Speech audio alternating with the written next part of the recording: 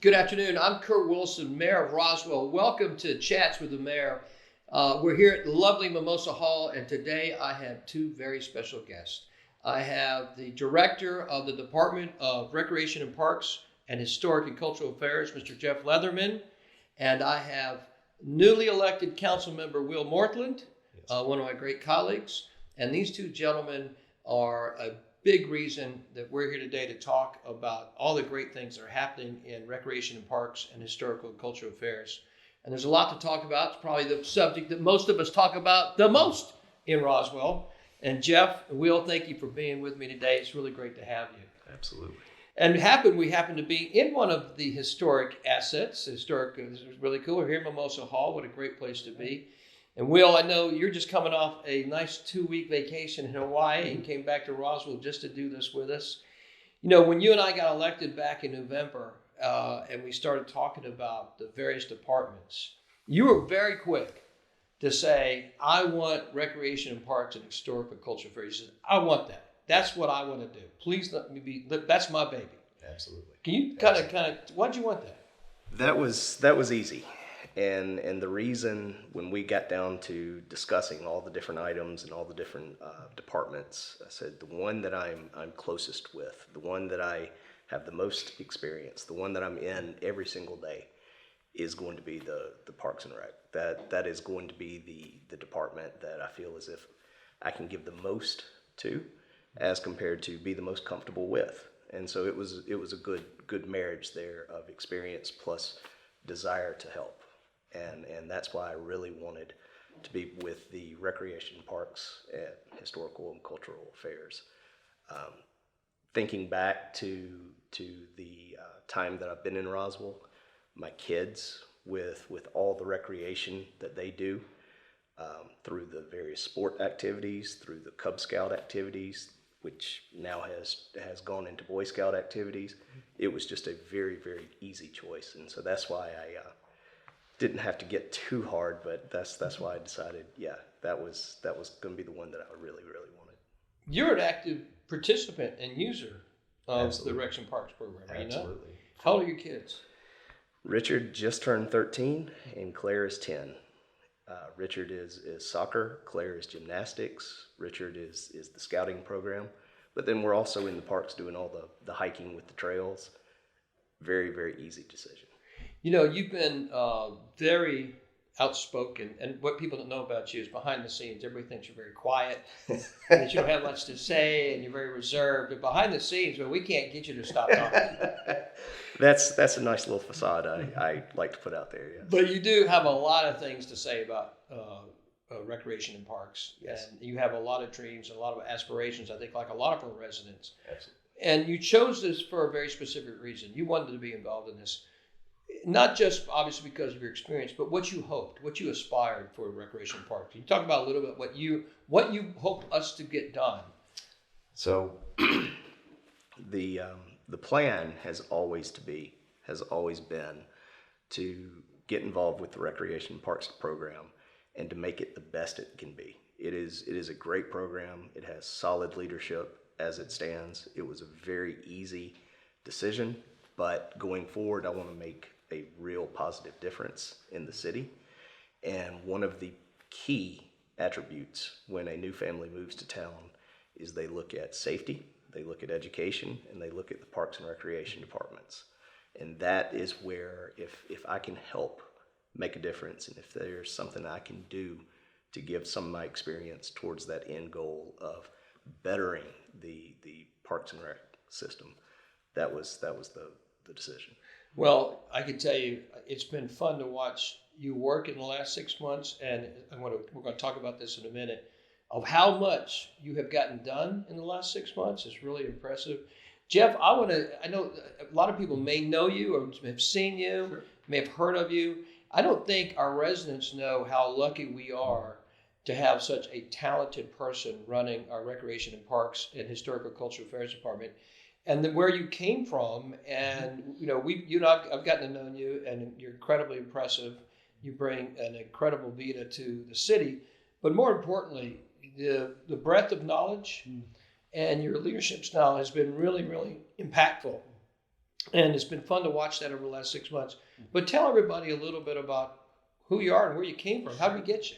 Sure. So it will be 4 years coming up almost in a couple of weeks in July when I started 4 years ago. So one of my anniversaries is coming up. And then I have another anniversary to my wife in just a couple of weeks. We've been married for 20 years. We've got 4 boys. And so like Councilmember Morthland, just my job is also our lifestyle. We've got 4 boys. They are 16, 14, 12, and 9. And so we do everything from our adaptive programs to our soccer programs to our gymnastics programs. We're in our art programs, culinary programs. I'm a part-time taxi driver for the kids along with my wife.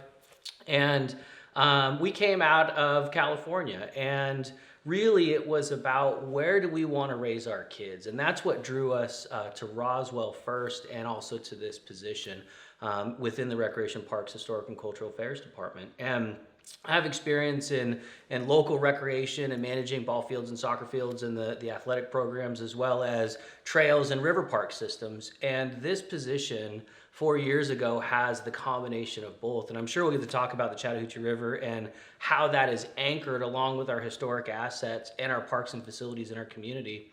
And we're so lucky. I'm lucky as a director, but also as a resident here in our community, that we have all of these assets that draw people into our community, keep them here for generations, and celebrate everything that it is to be wonderful about Roswell. So I'm lucky professionally and personally here in the community. How big is your department?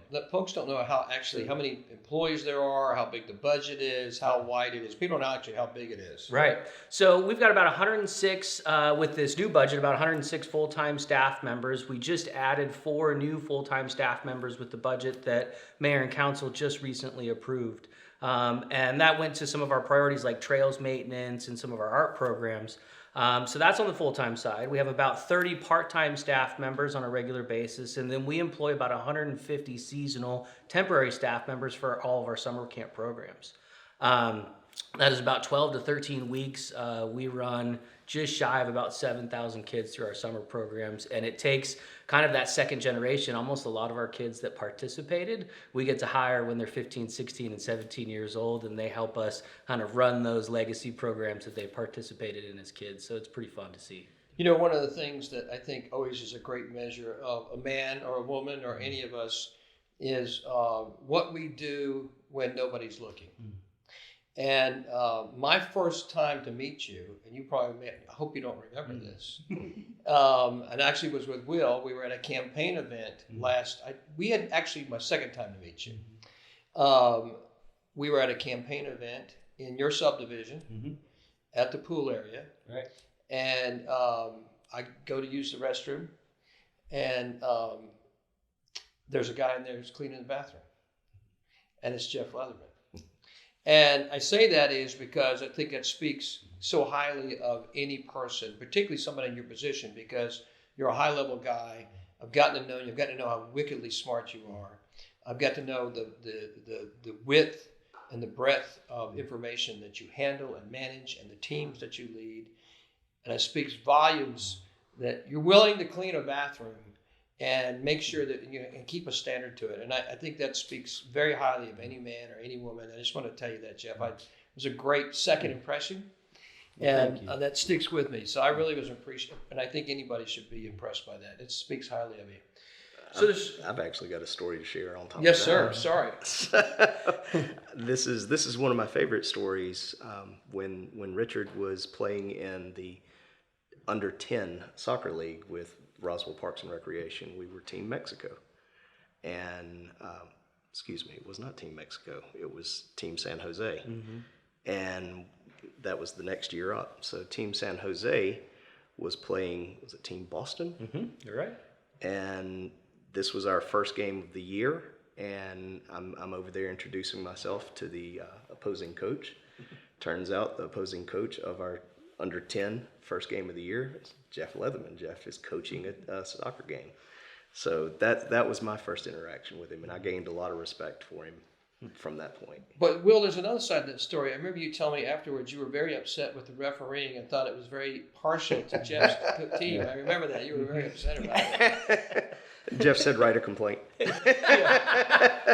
do hear that a lot, right? Send an email. Send an email. Well, it's funny because, I mean, the thing, Jeff, you hear a lot of good, but you also hear complaints. Sure. And the thing I know that we probably, as electeds, hear the most about, and I will tell you probably the things I get most feedback on from fellow residents, and Will, I'm guessing this is true for you, is about our parks, right?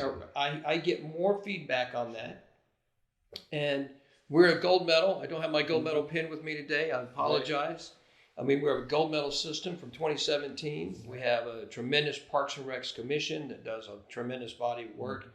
We have a lot of people invested in this community, in our recreation and park system, and our cultural and historical affairs. Yes. Gigantic number of people. People really care because it matters to the quality of life. Mm-hmm.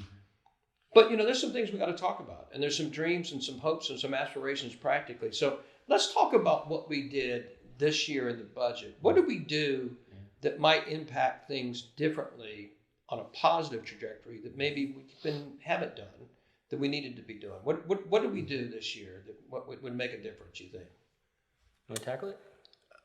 I'll come in second. Okay, fair enough.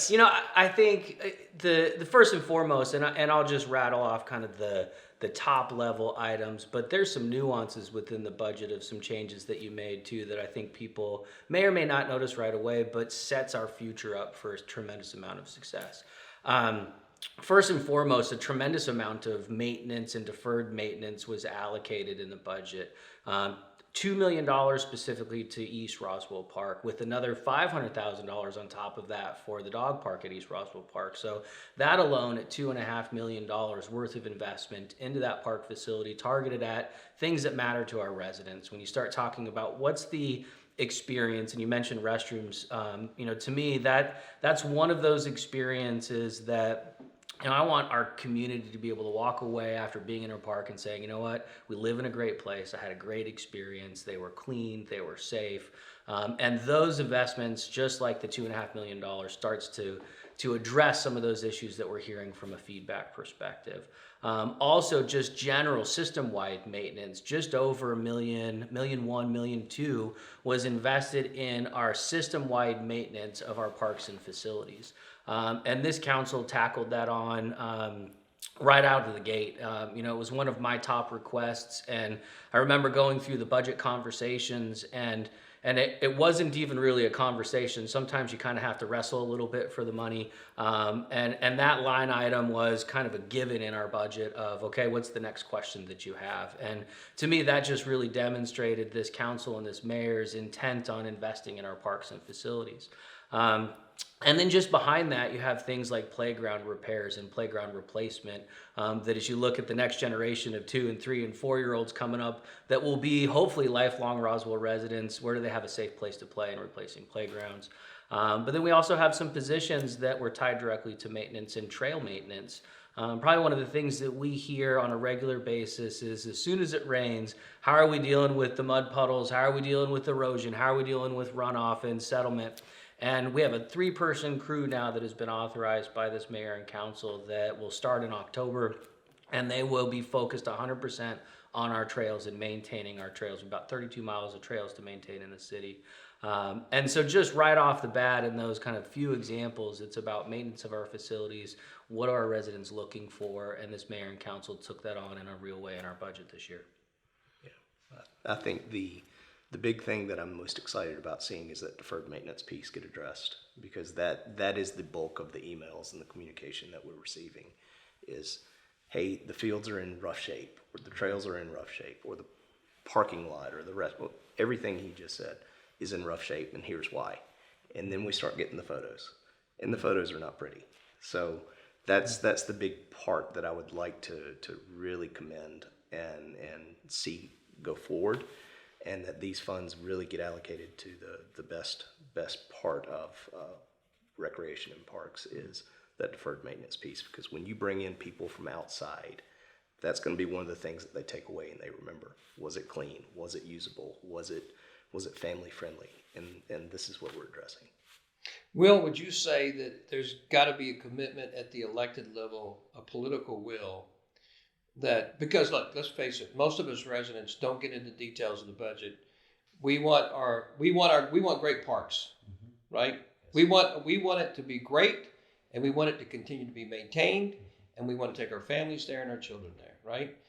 And then we put the responsibility on the elected leadership and on the staff leadership to say, please make sure it's handled, right? And so they don't want to get into the details, but there's two words here that I hope you'll teach us, and you'll teach our citizens, our fellow residents, and I hope you'll teach elected bodies in this city forevermore to remove two words from the lexicon, and it's deferred maintenance. That when you build an asset, park, right? You build a field, build a bathroom, right? That you put on it a trajectory of how long you're going to have that asset in place. And that two things should occur. One is that you understand that every year you're going to spend money, i.e. operational maintenance cost, to keep that park or that bathroom or whatever that you spent that money on to keep it in shape, right? And that's operational maintenance, and that's a non-negotiable budgetary item. It has to be done. You cannot defer it. Deferred maintenance. So the first word I would ask is that I hope that if you're any part of the leadership going forward in the city forevermore, is that we will remove deferred maintenance from the lexicon to ever be considered, because it's too easy to do.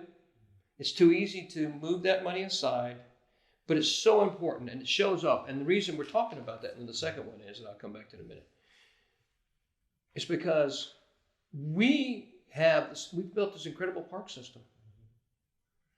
And yet we've got to continue to invest in it. And I think our residents understand that. I think our residents are saying, well, of course you keep investing in it. So we have a responsibility to make sure we keep doing that. Absolutely. And to lead the charge on that. And can you talk about it, Jeff? I think there's a lot of things that you mentioned in the budget this year that may help you illuminate some things that are going to help the trajectory of where we're going with Parks and Recs and cultural and historical affairs. Can you talk about those as well? Yeah, I think, as we look to the future, we've had the River Park Master Plan, and we look at the Chattahoochee River. We've had that on, I would say, the planning books, if you will, since 2016. And since I arrived, and as I said earlier, to me, the combination of river parks and recreation and cultural and historic assets is a blend that I honestly think you would be hard pressed to find anywhere else in the nation, in a city of 100,000 people, if not even bigger. And this mayor and council has committed just over $6 million to ASAN, and that's phase 1 and phase 2, which is new trails and new improvements down along the river, but also has a riverbank protection component to it. And also has some other components associated with looking at silt and sedimentation along the Chattahoochee River and the long-term impacts of what does that actually mean for us as citizens within Roswell, but also for our visitors that come to our community, and understanding what the opportunities that potentially dredging will have for us as we move forward. And all of that was a component of this year's budget. I also see and hear the council really intentionally talking about recognizing that even 20 and 30 years ago, we invested in a significant amount of park land and park infrastructure. And now we're coming up into that question of, is it time to truly invest in some of those long-term replacements, not the deferred maintenance components, because there's a certain point in time where you can't maintain something anymore and you want to really just reset it. Because as we go and travel around different sports facilities, and I'll be with our community members on the teams that we're involved with, and for us to walk onto a field, you have one of two potential scenarios. Sometimes it's, wow, this is really nice. I wish we had something like this in Roswell. And really what they're saying is this is a new shiny park or facility that was recently developed or recently overhauled. Or you have, gosh, this really is pretty tired and worn out. I'm glad ours don't look like this in the city of Roswell. And I want to have more conversations like the other of, man, we've got some great facilities. We start to take care of that reinvestment. We start to look forward to the future of generational investment. And that comes with an intentional conversation like this mayor and council is having, both along the river and into our existing park facilities. And I'm excited to be a part of that. Will, you want to address that? He hit on something that is really big time for us with the city of Roswell, and that is the dredging piece on the Chattahoochee. And if we as a city get this right, which I have no doubt we won't, but if we get this right, we set the standard for all of the communities going upstream and downstream to follow our example on how to deal with the silt and sedimentation that has come in. That opens up so many avenues for us, and I'm excited about being the industry leader on that. Well, I don't want to sound patronizing, but I want to tell both of you, I can't tell you how proud of you I am on this dredging thing. I don't expect everybody to understand dredging or know about dredging or care about dredging, but the city had dredging operations up to 2008, if I remember correctly. Yeah, even a little bit beyond that. A little bit beyond that. And so we got out of the dredging business, and I'm paraphrasing, and we've been out of it since. And the consequences have been is that the water continues to get shallower and we get more and more flooding, right? And that will continue to be exacerbated unless we do something about it. And to go through, I think you have 7 regulatory agencies, if I remember correctly, that you have to basically go through to reinitiate this process. I understand why dredging, I wish we'd never stopped dredging, but I can understand why the dredging, and that was exactly what I heard when I brought up the River Master Plan, by the way, as a politician, somebody running for office. Right. You'll never get it done because you have to dredge. I only heard it once, but I heard about somebody at least who understood the problem. And as a consequence, people who understood the problem just stayed away from it, right? Say, well, and I think, Will, to your massive credit, you said, well, we can't do the River Master Plan if we don't figure out how to dredge. If we don't, we're wasting residents' dollars long-term unless we figure out a solution to this equation. And so what you two have done on this dredging equation and pursuing it and bringing it to a reality, I can't tell you, I'm really proud of you. I mean, it's amazing. And it's not been a small task. It's been a gigantic task. Saying it makes it like so simple. The work that you guys have put into it, the hurdles you've got around, it's incredible. Well, and can't tell you, I'm so excited. I know, again, dredging's not exciting. It's exciting to me because I know that if we make that happen, the River Master Plan, it becomes a reality, but we don't waste it away over time. I mean, it's just a good, smart investment. You guys have shown real leadership on that. Well, let me further that in saying, when the residents reached out to me, when the liaison ships were assigned, and Roswell Recreation and Parks were provided to me, the residents started reaching out, and the ones that I went to meet, they all took me to the Chattahoochee.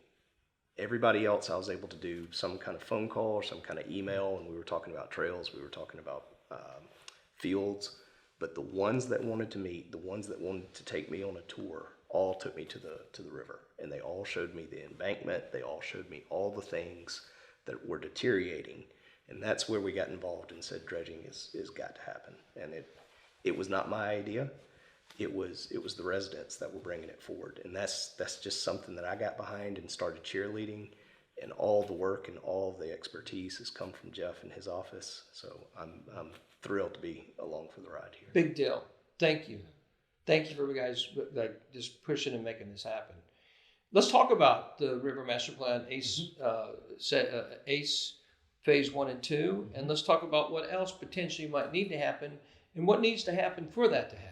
You guys want to talk about that a little bit? Yeah, I mean, you probably won't get me any more excited than about when we start to build, new parks and investing in our parks and facilities. But the river, while we've had generations of investment, and we go back 20 and 30 and maybe even closer to 40 years in some case, this is our opportunity in developing a smart river park system that allows people to access the river. And it's one of the few places really downstream of Lake Lanier where you've got access that isn't managed by the federal government. There's a handful of county parks and some other locations, but this is a 6-mile stretch that our community, our visitors really get to access, interact with.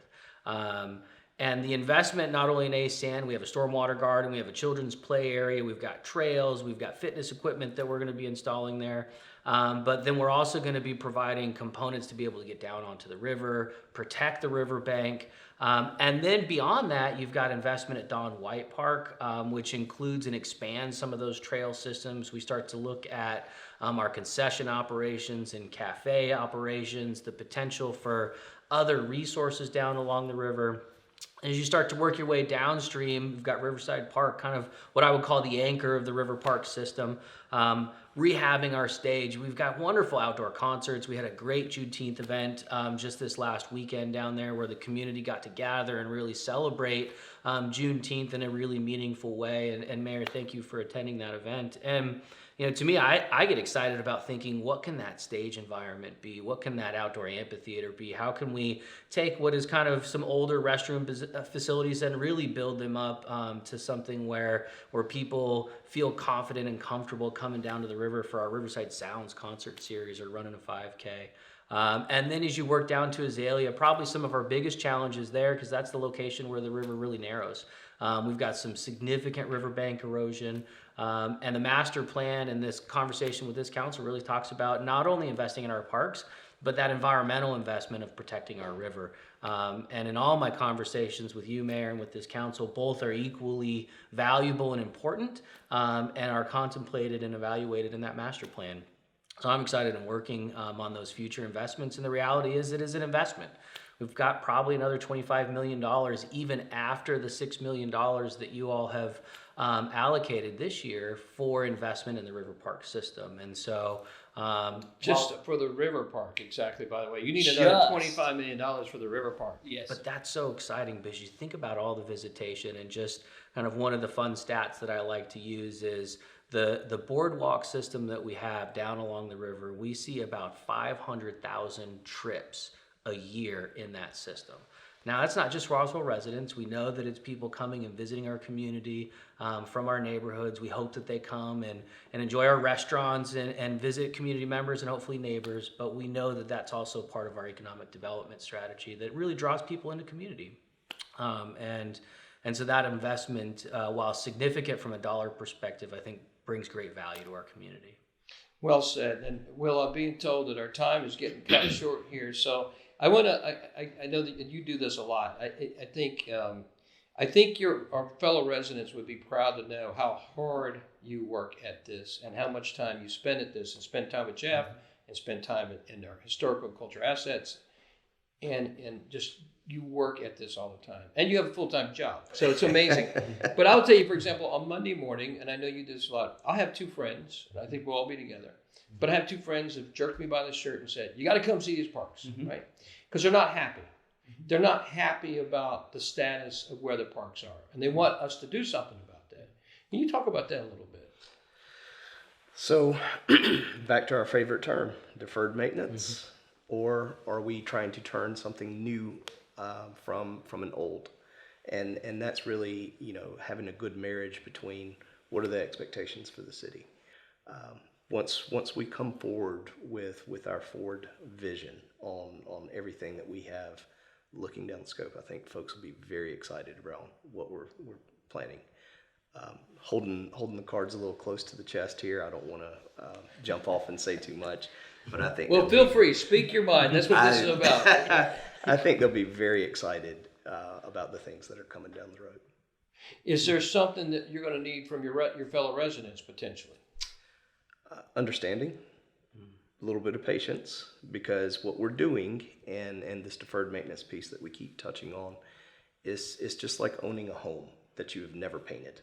Well, at some point you're going to have rotten wood that's going to need replacing. You're going to have to replace your roof.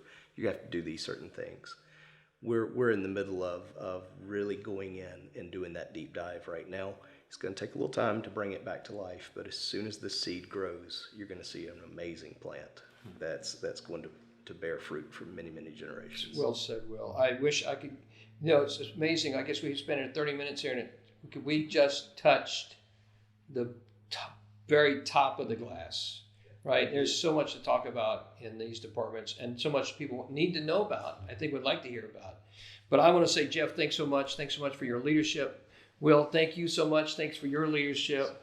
And I'd like to say thanks to everybody for joining us. I had the great pleasure of having Jeff Leatherman, our Director of Recreation and Parks and Cultural and Historical Assets or Affairs, forgive me, and my colleague, Councilmember Will Morthland, who is the liaison from the City Council to Jeff's department. They do a great job. They do a great job for us as residents. I thank you for being with us, and thank you for being Chats with the Mayor.